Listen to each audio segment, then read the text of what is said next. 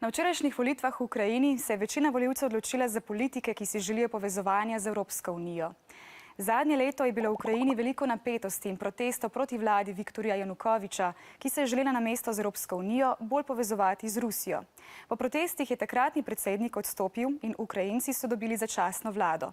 Na vzhodu Ukrajine, v regijah Donetsk in Lugansk, so izpeljali glasovanje, referendum in razglasili neodvisnost od Ukrajine. Ta dogodek pa je še bolj zaostril spopade med skupino, ki se želi priključiti Rusiji in ukrajinsko vojsko. Zaradi te vojne so na vzhodu Ukrajine razmere še vedno napete. Mnoge družine so si morale dom poiskati drugje. Konflikt, ki na vzhodu Ukrajine traja že mesece, ni razdelil le države, ampak tudi ljudi. Zaradi političnih prepričanj in spopadov se je namreč veliko družin preselilo in ločilo. Družina Rodikov je po referendumu, na katerem so se v regijah Donetsk in Lugansk odločili za odcepitev od Ukrajine in ki je zanetil nove oborožene spopade, zapustila ta del države. Iz mesta Donetsk so se preselili v Kijev. Rodikovi odcepitvi namreč nasprotujejo in si želijo, da bi Ukrajina ostala cela.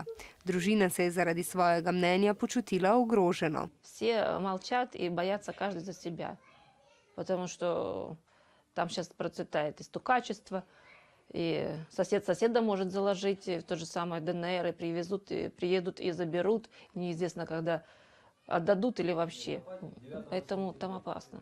V Kijev se je družina preselila avgusta, a nekateri sorodniki so ostali na vzhodu države, kar je širšo družino razklalo. Разделительная полоса, которая прошла сейчас в наших родственных взаимоотношениях, она уже останется, скорее всего, что навсегда.